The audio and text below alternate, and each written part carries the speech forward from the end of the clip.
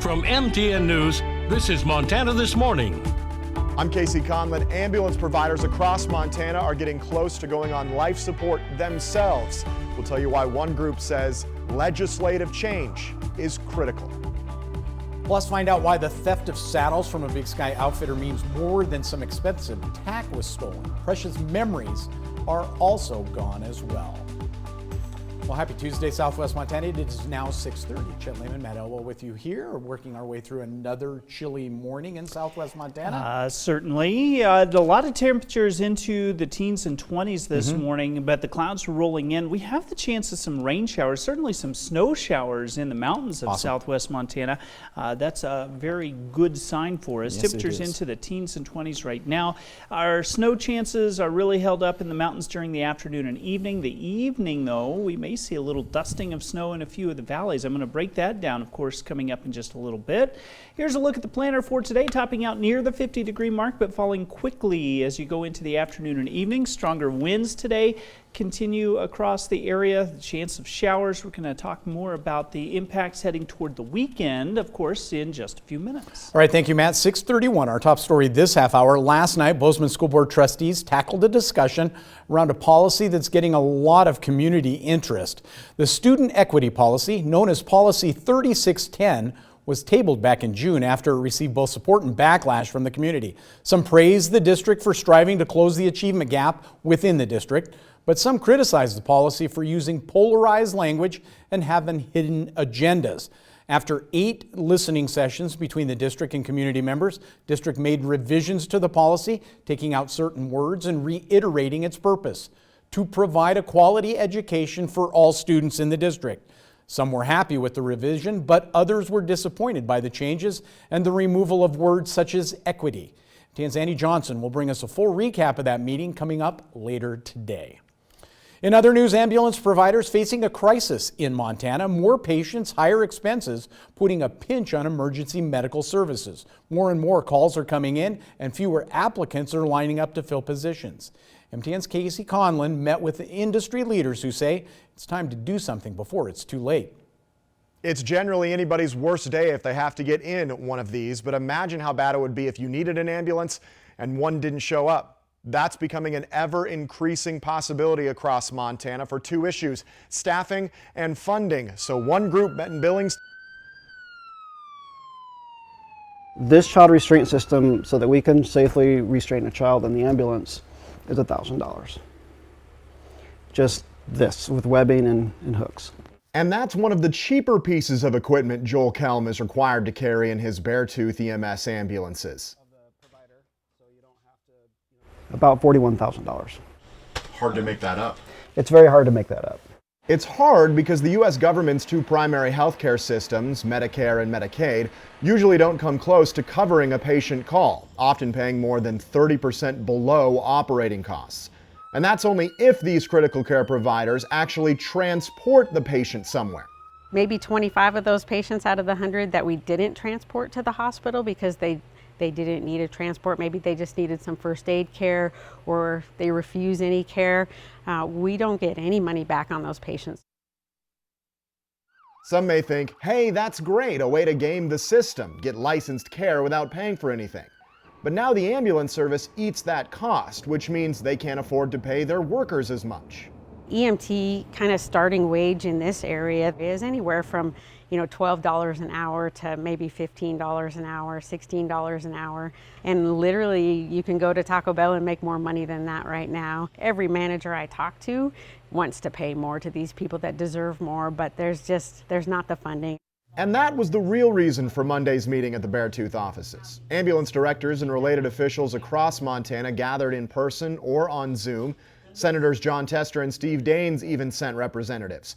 Unbeknownst to most, EMS services are not considered essential in Montana.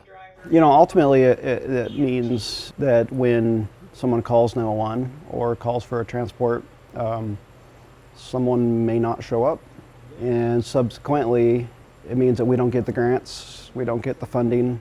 The group's main goal is to craft a white paper, an explainer document often used to start legislation. They hope to develop the framework at meeting number 2 next Monday. In the meantime, their leftover expenses are getting paid 2 ways: by you. If I say I bill $1,000 to Medicaid, and all I get as a reimbursement is $260, and I need $1,000 to operate, I have to get the $700 someplace else. And so you have to pass that $700 on To somebody else. Somebody else, either a private insurance or a private citizen. Right. Or by themselves. You know, I give up my paycheck a lot to make sure that staff are paid and we keep the doors open, keep serving our hospitals. But when that runs out, the much bigger problems start. Casey Conlon, MTN News. Thank you, Casey. A story we're going to continue to cover here on Montana This Morning.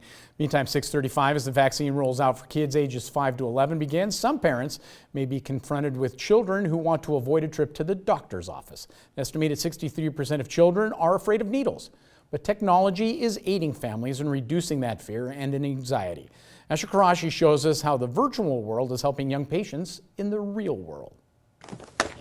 Most kids dread getting a shot at the doctor's office. I just don't like them, they hurt. For 8-year-old Molly Chandler, however, the fear of needles is actually debilitating. Anytime she had to get vaccinations, we struggled. Quick, 3-second prick, but it took her like 30 minutes to recover from it. I was like, oh my gosh, this is intense. But scientists are testing out a new piece of virtual reality technology that could help. These particular set of goggles have a program in them that is specifically designed to have the experience match up with a child getting a shot, a poke, an injection. No more. Using the VR goggles, 7-year-old Michi Jeans, who is battling leukemia, is transported to a virtual sea adventure. This is when you'll feel a tiny pinch. It allows his nurses to access his needle port while distracting him from any pain or anxiety. It's nice because he can hear too, so I'm telling him what I'm doing, but he's focusing more on the screen and the VR goggles. Designed by Australian physicians, Smiley Scope synchronizes real-world medical procedures with the virtual experience. The system can be used during vaccinations, IV placements, and even blood draws. So for example, when you're having the alcohol wipe on your skin, within the VR timing, you're having little fish like swim across you. Those visual distractions can trick the mind into separating the pain and anxiety of negative stimuli and replacing it with something more positive. Basically, it helps the child's brain reformulate the sensory experience so that the shot is less stressful and scary. When Molly was diagnosed with a rare bone cancer, that meant facing even more needles for chemotherapy. So my first thought was, how is this girl who has major needle anxiety going to go through chemo and get poked every week? Her needle anxiety got so bad that they sometimes had to turn around without treatment. But that all changed once she put on a pair of Smiley Scope goggles. Whenever I'm in there, I can't even feel when I get poked. And I like how they narrate. Welcome aboard. See the fish, but be careful, they might nibble a little. That's, I think, what they mean by when you get poked. She was totally immersed in what was happening with the VR goggles. And she's like, okay, you can get started. And they're like, we're done. She didn't have needle anxiety. She wasn't anxious about going to chemo after that. Next week, Molly's scheduled to get her first COVID vaccine dose. Are you scared about the needle at all? Yes, a lot. And while she's apprehensive, she knows she can get through it. Well done. I'm Asher Qureshi reporting. Cool use of technology.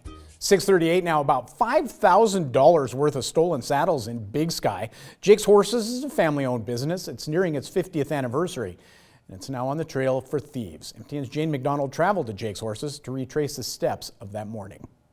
After the pandemic, it's no surprise that a lot of people wanted to come to Montana to ride horses. And here at Jake's Horses, they saw just that, a lot more people coming to ride. And we've never had something like this happen before.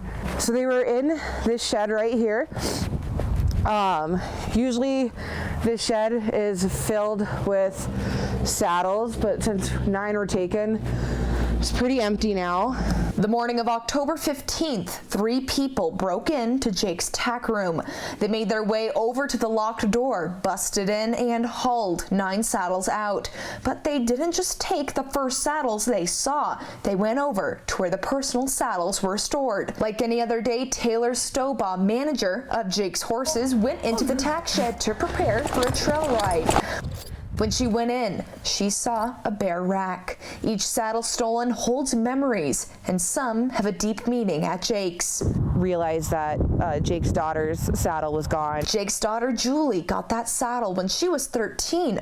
Custom tooling from Jake and years of love made this saddle one of a kind. It's a barrel racing saddle, and for a child, essentially it's a saddle that not everyone could use. I see these saddles every day for the last 10 years, so it was really easy to pinpoint what was missing. When this happened, Taylor made sure to call around to other ranches and outfitters in the area.